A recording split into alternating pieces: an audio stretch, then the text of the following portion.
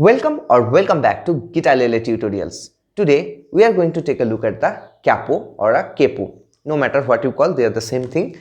And this term is coming from an Italian word.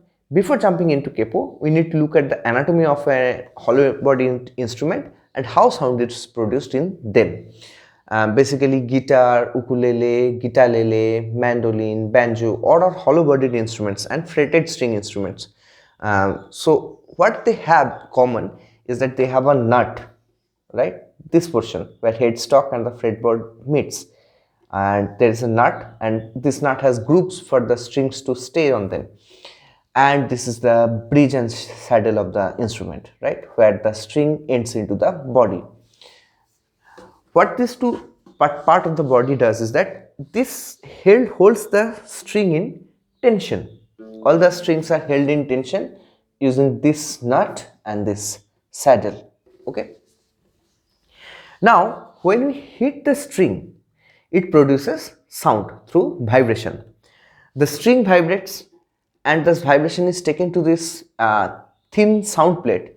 By the way, this top thin plate of this body is known as sound plate or soundboard. Some may call it soundboard as well, right? So this string vibrates, and that vibration is taken to the hollow body through this sound plate or soundboard, and that vibration resonates inside the hollow body and is projected through the sound hole, right? So these are hollow bodied instruments and they work this way. There are electric guitars, so that's not hollow body. Then you might think, what happens in that case? They have pickups, so at that pickup basically takes the vibration and it produces some electrical signals into through the circuit that is embedded into the systems. Here also I have one. So this works in a different way and that works in a different way, but yeah, you can understand, right? So this pickup takes the vibration, there is a circuit in between this, and that through this circuit the vibrations is transferred to a signal, audio signal, and that basically goes out through this to the amplifiers, right? And then again that amplifier basically amplifies that signal and sends it to the speakers, and that's how you hear the sound. More or less, the principle is the string vibrates and that vibration is taken to a sound generating system. That's how we hear the sound. Now, length and tension of the strings have direct impact on the sound that gets generated. The standard tuning of a guitarlele is A, D, G, C, A. If we want to change the tuning of the instrument or the note it produced in an open string, what we can do is that we can turn the tuning pegs, right?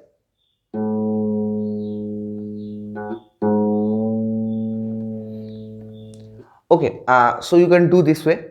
So that basically is changing the tension that's there in the string, and we are changing that tension using the tuning peg. But you can tune up to a limit.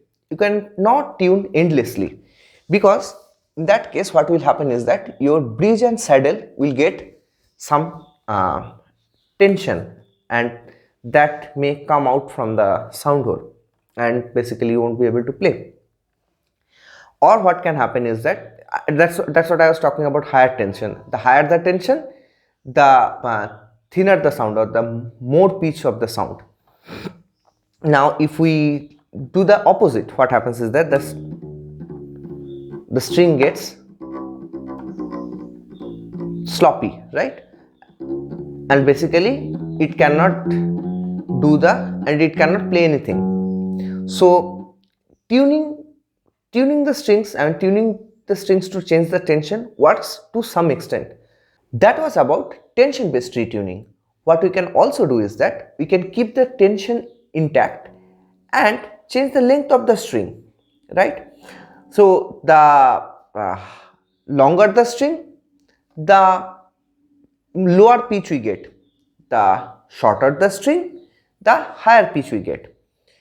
Keeping that in mind, so this is my open string. Now if I can what I am doing with a fret, so whenever you are playing a chord, so what we fret is, we basically press that string there and we shorten the length, right? So now the string vibrates from second fret till the bridge, and that's how I am getting a higher pitch than open note. And if we do the same thing for all the string, it will apply to all the strings, right? So for all the strings, now I am getting one higher pitch than it is with the open strings, and whatever I am getting is followed by the note clock. Now imagine if you can put simultaneously all your fingers on the second fret of all the strings. So all the strings will now start generating two semitones higher note than its open string, right? And that's how you get a instrument that's completely tuned one full tone higher, right, or two semitones higher. So that is where capos come into picture.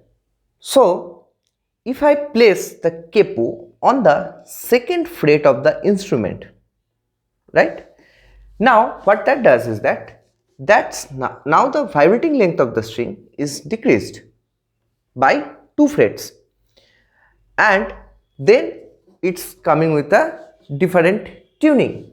The first string becomes B, second becomes F sharp, third becomes D, fourth becomes A, fifth becomes E, and the first becomes B. So it's an altered tuning. So it allows me to tune differently than what it's supposed to be. And now if I play the C major chord, right? So the C major, say I'm holding. So if I now play the C major chord with the capo on second fret, now every note in the C major chord is 2 semitones higher than its open position, right? Then the chord also becomes 2 semitones higher than what it is supposed to be. So C major, if you go to the note clock, if you follow the note clock, you will see that 2 semitones up from C is D. So if I am playing C major with capo on second fret, that basically becomes D major.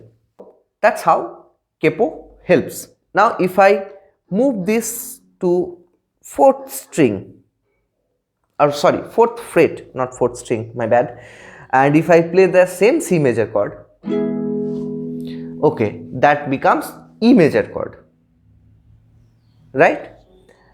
And if I take it one more level, one more fret higher, then it becomes F major chord.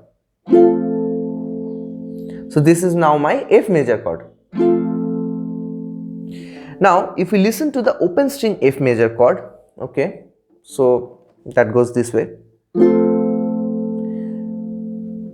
Listen to the sound, they are almost similar, right? That's how capo works. Now how to use this? So you can use this tool in different ways. The first one I would say is that you can use this to play chords that you don't know in a song. Let's say for example, if some song uses C sharp, right, and F sharp and G sharp, right, so that's basically C sharp scale or C sharp key. We'll talk about scale keys in music theory lessons. We don't know how to play C sharp, we don't know how to play F sharp, we don't know how to play G sharp. So what we'll do is that we'll put a capo on first fret and then we'll play C and F and G. So if you have a song that's in a different key, you can use the capo to match the key.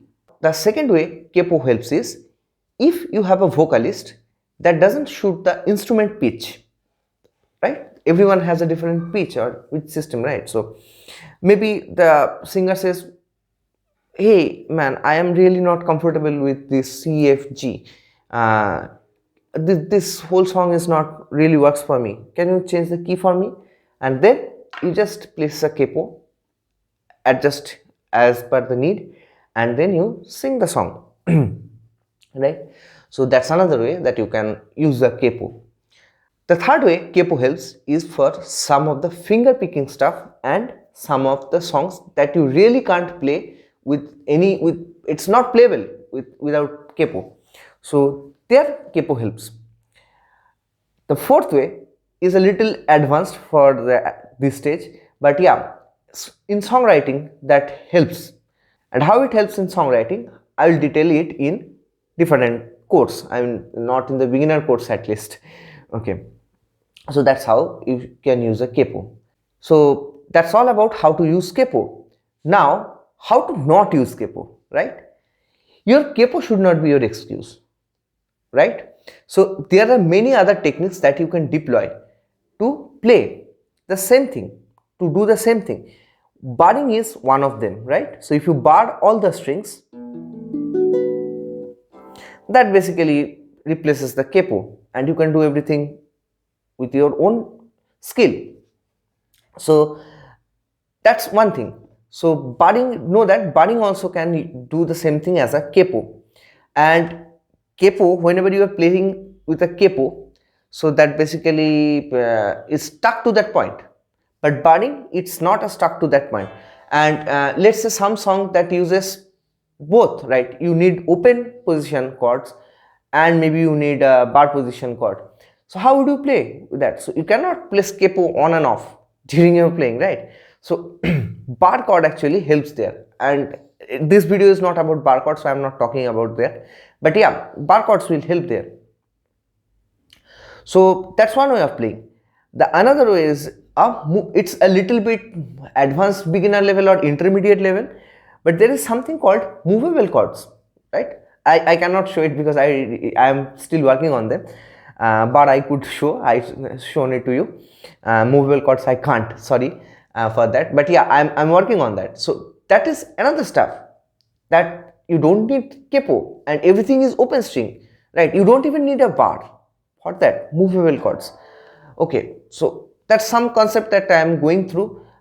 It's a more of an intermediate level playing, so we'll talk about that. So what the point here is that capo should not be your excuse to not learn and grow, right? That's how you shouldn't use capo. Many people say that using capo is a cheating. You shouldn't use capo. Instead, use bar chords, right? Or some techniques. Don't use a tool instead over a technique. But my take would on be on this. Don't think that it is not helpful. It's helpful. There are really some songs that you really can't play without capo. There are some styles of playing where capo is really helpful. So know what you're doing, and then doing it or not is completely your choice. Don't follow blindly. What if you get some resource, capo on second fret and then play this chord, this chord, this chord, and the song is like that. Don't go there. Don't do that. Think why you're using a capo. Can you do it without a capo? Let's say something C, F, G, a common progression, right? And you encounter some song, and you encounter some song that's basically D, G, and A, right? Then some people say, okay, do one thing, place a capo on second fret, right?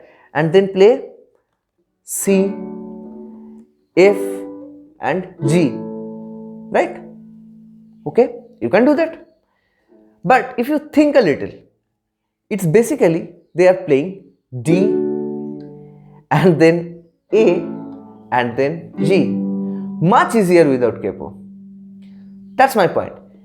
Understand what you are doing, and if that helps with a capo, do it with a capo. If it doesn't help with a capo, don't use that capo. That's it.